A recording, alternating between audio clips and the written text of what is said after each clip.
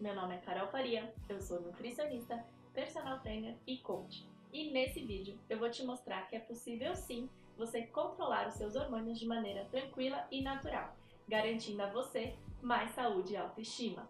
Quem já me acompanha há um tempo sabe que eu também já sofri muito com síndrome do ovário policístico. Meu primeiro diagnóstico foi aos 13 anos.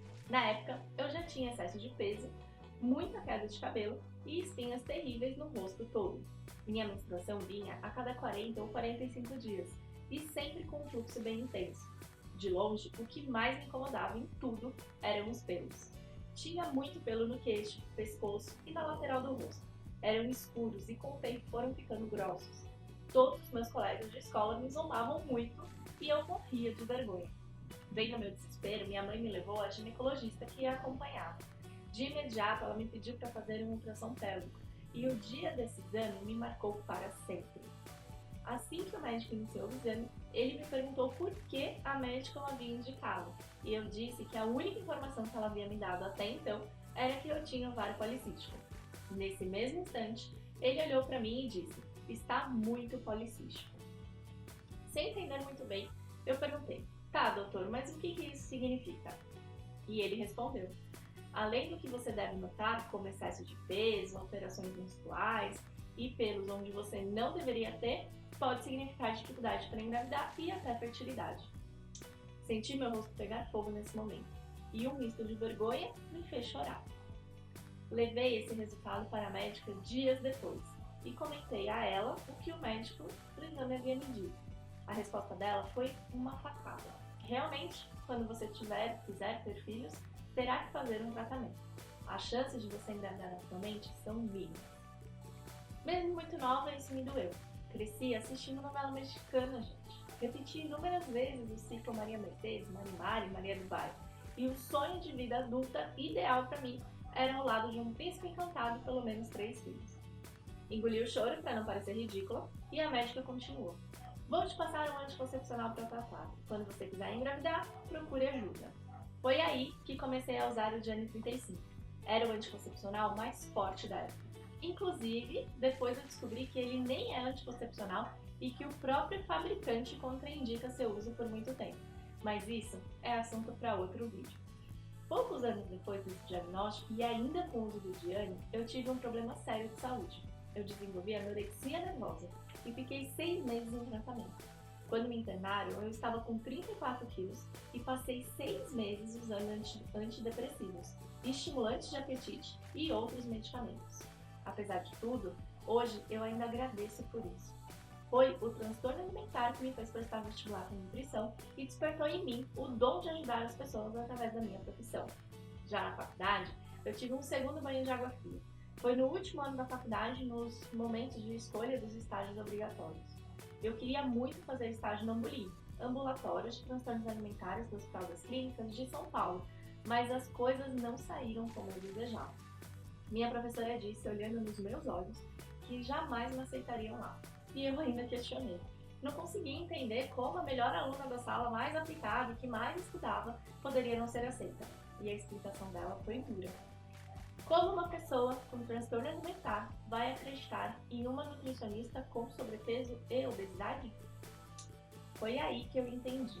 Todo o peso que ganhei no tratamento da anorexia estava ali, fazendo novamente as pessoas me julgarem pelo corpo e não pelo meu conhecimento ou dedicação. Mas, durante a faculdade, eu estudei muito sobre transtornos alimentares e também sobre a síndrome do ovário policístico.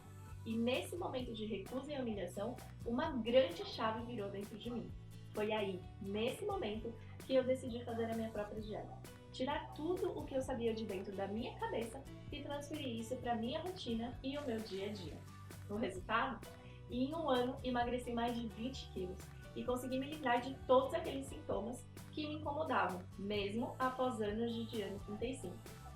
Apesar disso, as palavras da minha médica ficaram martelando na minha cabeça por muito, muito tempo. E 8 anos depois daquela consulta, quando eu conheci o homem que hoje é meu marido, uma das primeiras coisas que eu disse a ele foi que se ele desejasse ser pai, talvez eu não fosse a pessoa certa. E ele, desde o início, me apoiou muito nessa dor.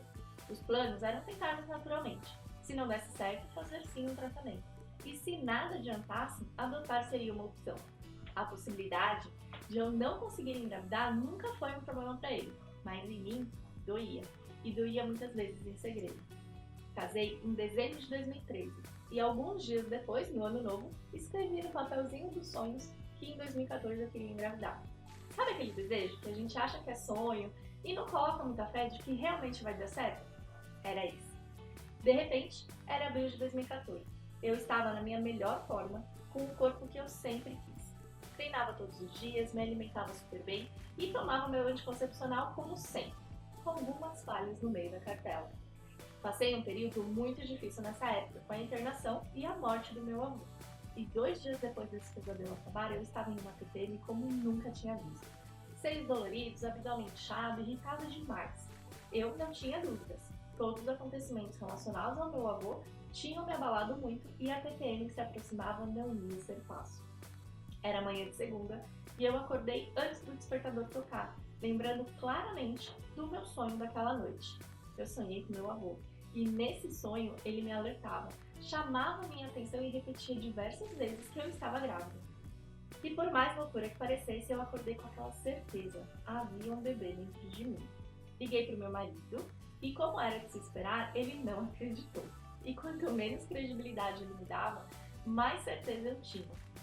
Veio o primeiro teste, de farmácia, positivo. E o segundo teste, também de farmácia, outro positivo. Depois desse mesmo dia, o exame de sangue, positivo. No dia seguinte, estávamos meu marido e eu no consultório do meu médico fazendo o ultrassom.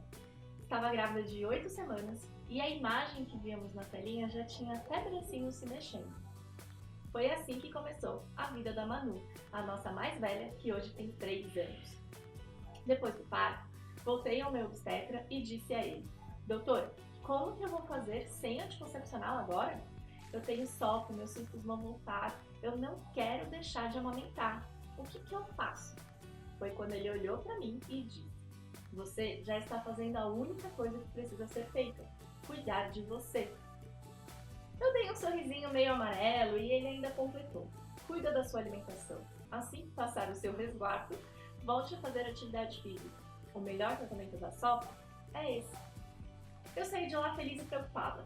Feliz por ter ouvido de um único médico em toda a minha vida que as minhas 2 profissões, nutricionista e professora de educação física, podem solucionar a dor de milhares de mulheres. E preocupada, porque no fundo talvez nem eu acreditasse ainda 100% nisso. Depois de 9 meses, eu voltei ao consultório dele, grávida do meu segundo filho. Ele lembrou da nossa conversa e disse: viu só como não era o anticoncepcional que ia resolver o problema?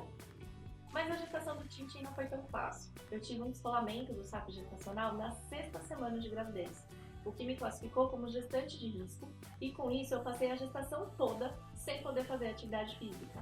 Tinha muito medo de perder o bebê, ficava muito ansiosa e preocupada.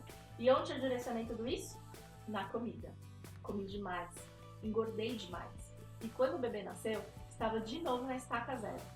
Mais barba que meu marido, 20 quilos acima do meu peso ideal, quase careca e com muitas, mas muitas espinhas.